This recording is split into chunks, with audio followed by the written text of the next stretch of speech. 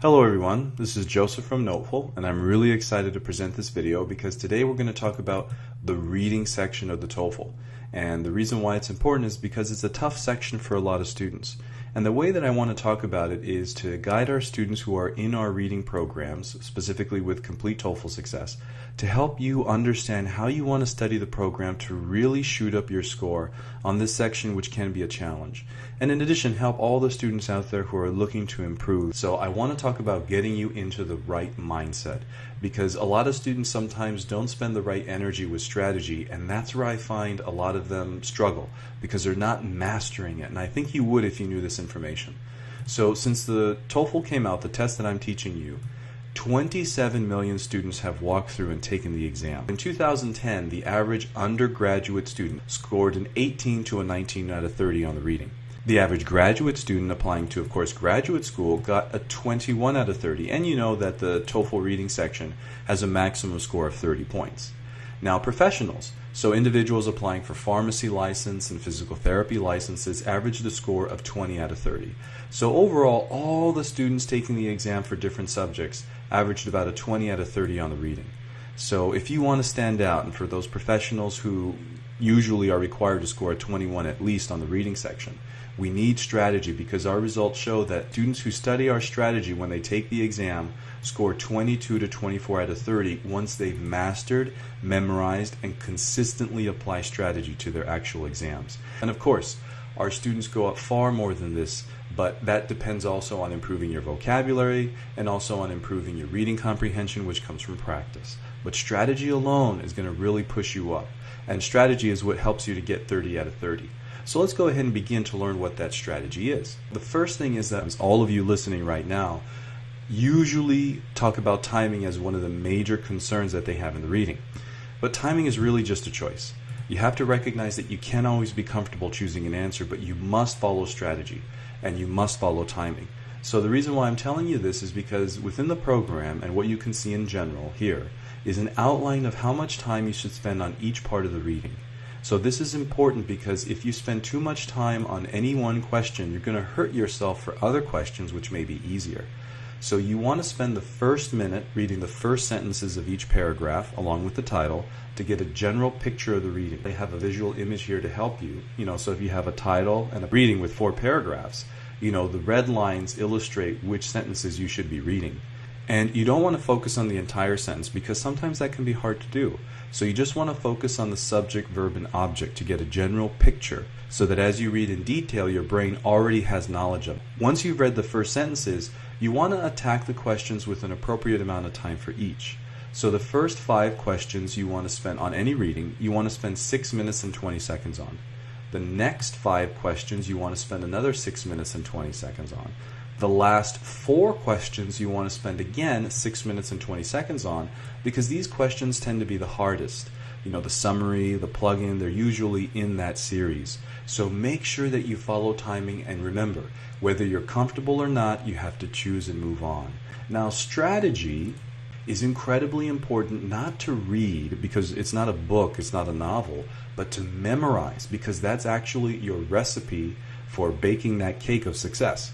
And even though it's a little bit of a unique analogy, it's absolutely true. What happens if you forget an ingredient?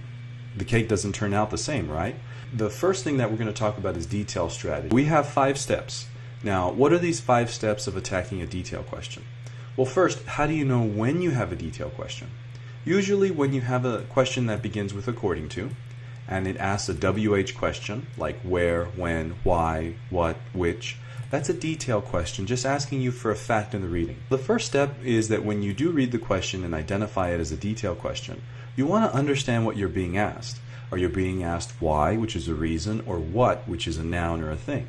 You have to have that understanding so that when you read, you're going to have a firm idea of when you actually read the answer. The next thing is that you want to identify the keywords in the question. Keywords in the question are those specific nouns that you're being asked about. For example, in this example, Why are limestone and sandstone aquifers not being refilled? Limestone is a key word. It's a noun, and when you see that in the reading, it's going to trigger you to understand, hey, I'm probably going to read the answer, so I better pay attention. Next, what you do is you start reading quickly from the beginning of the paragraph, whatever paragraph it's telling you about, or from where you left off in answering the previous question, and you keep reading, scanning for the keywords. So scanning means that you are reading, but not with great depth, because you want to read for the answer, not read for general understanding. That's a huge waste of time. In the fourth step, what you want to do is have a basic understanding of this concept. When you find the key word in the reading, the sentence that you find the key word in, that sentence 60% of the time gives you the answer. So it's pretty clear, pretty easy. Sometimes though you have to read a little bit more. Sometimes the sentence with your keyword doesn't have the answer.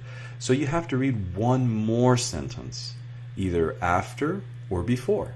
And that happens about 30% of the time with our analysis on the readings. And those are tougher questions because they're asking you to understand more information. But this idea of percentages, I teach you because I want you to get a firm grip that you're not reading the whole paragraph to answer a detailed question. That's a mistake, and that's going to lead you to the wrong answer. Every now and then you have some tough questions that require you to read maybe one or two, sometimes even the whole paragraph to answer a detailed question. Those are rare and those are hard. So you only really get those on more challenging readings. So please understand and memorize that. So you answer the question in your own head first. Then what you do in the fifth step is you actually look at the answer choices to identify which answer matches what you said. Now, if you go to the reading section and you go to step 2, this is the part that most of you should spend a majority of your time on, and that's strategy for each question type. So we're going to go to the detail section. Before I do that, I want to make sure that we get in the right mindset. So what does that mean? Well, essentially, if you look here, I'm going to give you a couple more details. So every reading on the reading section has about 14 questions, right? On average, 4 to 5 of those questions are going to be detail questions. So what does that mean? That's 32% of those questions, or in other words, 32% of your score comes from understanding and mastering this strategy and knowing how to apply it. What does that mean? That means 9 to 10 points on your TOEFL, which is the highest score, you know, is 120. So that's a good percentage, huge percentage, is just knowing this. And that's why I decided to make it the focus of the video. So that means that for those of you who are looking for 21 in your reading for your professional license, or anywhere from 100 plus for graduate school, or anyone else trying to really improve their score overall, this is really an effective and powerful lesson for you guys. So please review this video and master the strategy. In general, for those of you who are in the program, memorize step 2. It's tough, it's big, but you gotta memorize it, because by doing so you will get those 2 to 4 extra points we talked about in the beginning of the video, if not more. And also, don't just memorize it, but apply it. And remember, memorization means I can wake you up in the middle of the night and ask you, hey, what's the strategy for detail? And you just recite those 5 steps we did earlier. So talking about it generally can be a bit confusing, but I had to introduce it to you. So now what we're going to do is we're going to apply it. So this is the first paragraph of the reading from the detail section. And this is the actual first question that we're going to look at, which is detail. The first thing that you want to understand is that you don't read the reading first and then look at the question. Your strategy is to read the question first and then read the reading to answer the question. So the questions appear in the order of the reading. So, you know, question number 1, you'll see towards the beginning of the reading. Question number 2, you'll see a little bit after. So it's ordered well, so it's easy to follow that strategy. It's very effective. We read this question, according to paragraph 1, what material was used to create the colors of the paint for the paintings? You guys don't even know what I'm talking about, but you can still tell me that. What kind of question is this? We have according to, so I'm going to put that in bold, and we have what? A WH question. So we're being asked for a fact in the reading. That makes this a detail question. So what's step 1? We have to read and understand the question we're being asked. What is a material, a thing, an object, a noun? That's what we're looking for. The answer to what? Now, we have to read the question and understand what we're being asked and find our key words, right? So what material was used to create the colors for the paintings? There are many keywords. So it's just the content of the question. And the content of the question deals with creating the colors for the painting. So I'm going to put that in bold, and I'm going to go ahead and put that in red. Those are our keywords. So I begin to read the reading, kind of scan it quickly. As you read, you'll see reds, yellow, and brown, right? Paintings are mostly done in reds, yellow, and brown. So you don't even need to know the context of the reading right now to answer this detail question. I'm going to put that in bold so that we can easily identify that. And again, in red, because those come from the key word. So I'm paying attention, and I remember that this 60% of the time has my answer. Now, as I read this sentence, I don't read what created the colors. I just read that there were colors for these animals. So I keep reading, right? I know that's my next step. Scientists analyzed the substance of the paint and discovered that the colors came from, right? Colors came from, created the colors for the paintings, right? So this is a continuation of what we read earlier. More keywords here. I put them in red, and it is so incredibly clear. Colors came from ochre and other iron oxides that had been ground into a fine powder. So now, armed with that, I look at my answer choices. Now here's where the magic is. Let me explain what I mean by that. A variety of iron oxides. Does that sound good? Ochre and other iron oxides? Well, if I read intelligently and other, that implies that ochre is an iron oxide, or else I wouldn't say and other, right? Timmy and other friends, so Timmy is a friend, right? We've got to use our language knowledge there. So that basically means A sounds pretty good. So I'm going to leave that one alone. B, tubes made from hollow bone. Now here's the magic. If you read that based on our analysis, you're like, of course not, that's a terrible answer. But if you didn't use our strategy and you're just stressed and you're reading, tubes made from hollow bone is actually right here later on in the reading. And reason why that's chosen for the wrong answer is because many students don't follow this kind of strategy. They read the whole paragraph and then try to answer the question. So they have this information in their brain, they're stressed, and maybe they choose B because they read it and they just make it make sense to them. But B, as we can tell, is completely incorrect because it has nothing to do with what we said. So we're going to go ahead and put that in italics because that's no good.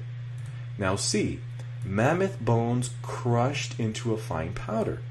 Well, I remember reading mammoth because if you guys read the sentence before, it says paintings are mostly done in reds, yellow, and brown and feature such beasts as wild horses, bulls, reindeer, bison, and mammoths. So mammoths is mentioned. So I'm going to go ahead and put that in bold. Now the interesting thing about this though is that bones crushed into fine powder. Well, I see ground into fine powder in this sentence, right everybody? So what this is another common wrong answer. So B is an away wrong answer. And I'm going to write this down later and show you guys. So what that means is they choose a sentence or a piece of information far away from your keyword to confuse you. And that's why I told you guys that percentage in step 4. Remember? Now C is also tricky because this is another common technique that the TOEFL uses. They will take words from the reading, from different parts of the reading, that have absolutely no connection and create a connection. So you get confused because it's tricky. And to make it a little bit easier to choose this as a wrong answer, they threw in the word bones, which doesn't even appear in the reading. So this is a mixed answer with added information. Now let's look at D. Ochre and other iron oxide that could not be ground. That's going to trick a student who's just reading through the answers, stressed for time, basically does not analyze the entire question, because you guys have to remember that you have to read every word of the answer choice so that you can understand when you're getting extra information that's not correct. Now this is a common wrong answer because it is negative. You have the word not, and this actually says had been ground into a fine powder. So ochre and other iron oxides that could not be ground.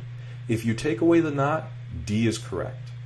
So is A, so you'd have 2 right answers, which is of course impossible, but they add the word not, and this is a common wrong answer called opposite. So now let's go ahead and summarize all of the important things that we learned from our reading review from Complete TOEFL Success for everybody out there. First, strategy equals success. Second, timing is a choice, so you just have to make the right choice of choosing an answer and moving on under time conditions even when you're uncomfortable. For the detail, we have 5 steps. Memorize and master them.